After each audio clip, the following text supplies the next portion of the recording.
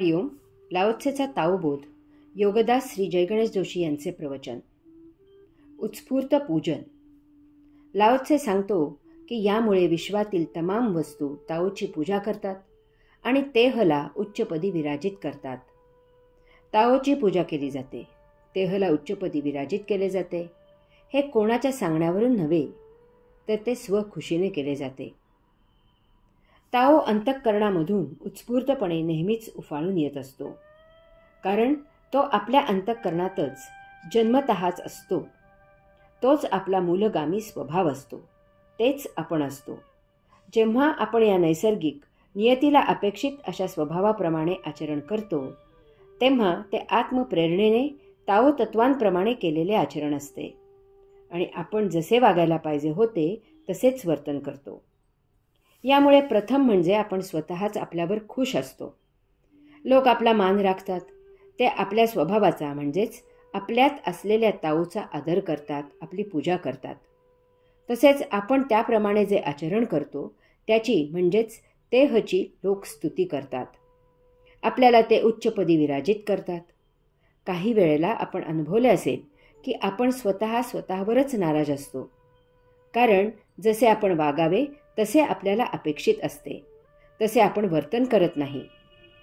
Dehdadi इंद्रियांच्या भोगापवर्गतेच्या आहारी जाऊन किंवा बुद्धिभ्रष्ट होऊन किंवा मोह होऊन किंवा असेच काही कारण घडते आणि आपण नको तसे वागतो. अशा वेळी आपल्या या प्रमादांमुळे आपल्या मूलभूत स्वभावावर, आपल्यातील ताओवर भोग प्रवृत्तीचे पांघरून घातले जाते. यामुळे सर्वप्रथम आपणच आपल्या मनातून उतरतो. आपण स्वतःलाच दोष देऊन दूषण देऊ लागतो. आपणच आपली निंदा करतो. आपल्यात अपराधी भाव येतो. मी हे असे केलेच कसे, नको होते करायला. यामुळे काही जण इतके भावनाविवश होतात की ते स्वतःला शिक्षा करून घेतात.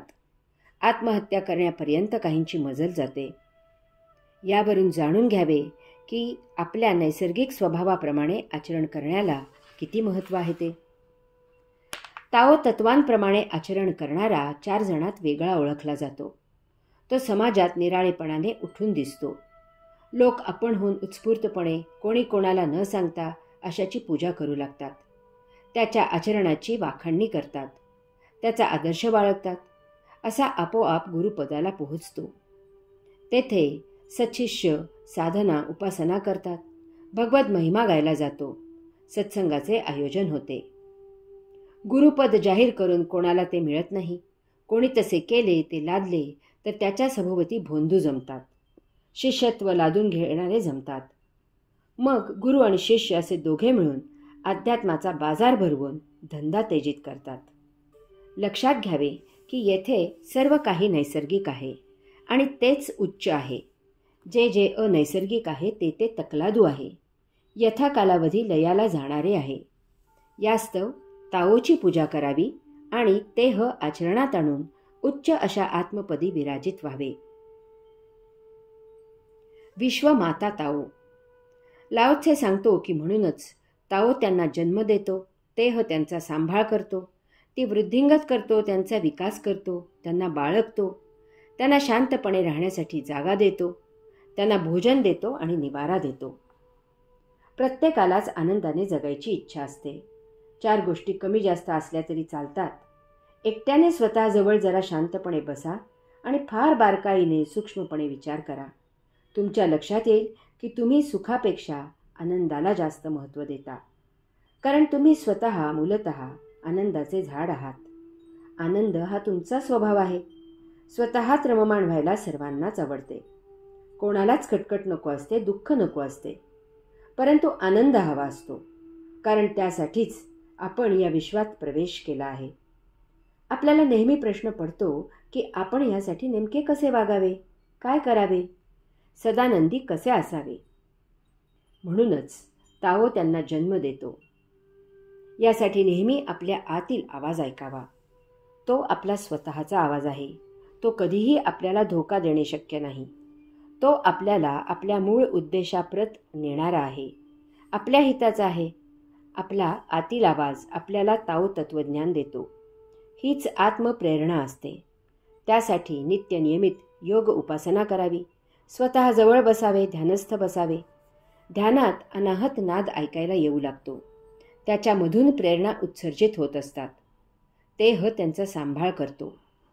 आपल्या स्वतःच्या आतील आवाजाप्रमाणे आचरण करावे. तोच तेह आहे.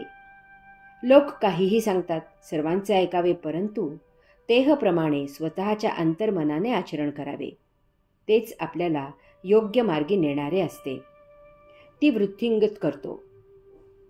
आपण तेहप्रमाणे आचरण करू लागलो की ताओ तत्वज्ञान आपल्या आचरणात उतरू लागते. त्याप्रमाणे वागायची आपल्याला सवयच लागते. त्यामुळे ताओ तत्वे आपल्यात वृद्धिंगत होतात. त्यांच्या आचरणाशिवाय अन्य प्रकारे आपण वागत नाही, वागू शकत नाही. त्यांचा विकास करतो. त्यासाठी आवश्यक ती आत्मऊर्जा आपल्यात प्रसवू लागते. हे नैसर्गिकपणे घडते. आपला वैयक्तिक विकास होतो. आपण आनंदयात्री होतो. 4 जणात आपले आचरण नेहमीच इतरांना प्रोत्साहित करणारे असते. त्यांना बाळगतो. आपला नुसताच विकास होतो असे नाही, तर आपल्यात ती तत्वे मुरू लागतात. सहज आचरण केले तरी ते आत्मप्रेरणेने केले जाते. आपण कधीही द्विधा मनस्थितीत असत नाही. काही करायचे असल्यास आपला विचार आपोआप आत्मप्रेरणा काय आहे याचा धुंडाळा घेऊन येतो. त्यांना शांतपणे राहण्यासाठी जागा देतो. आता आपण प्रशांत होतो. त्या योगे आपण तेहपेक्षा निराळे कधीही असत नाही. त्यांना भोजन देतो, निवारा देतो. आपणच ताओ स्वरूप होतो. ताओ, तेह हीच आपली एकमेव ओळख होते. हरि ओम.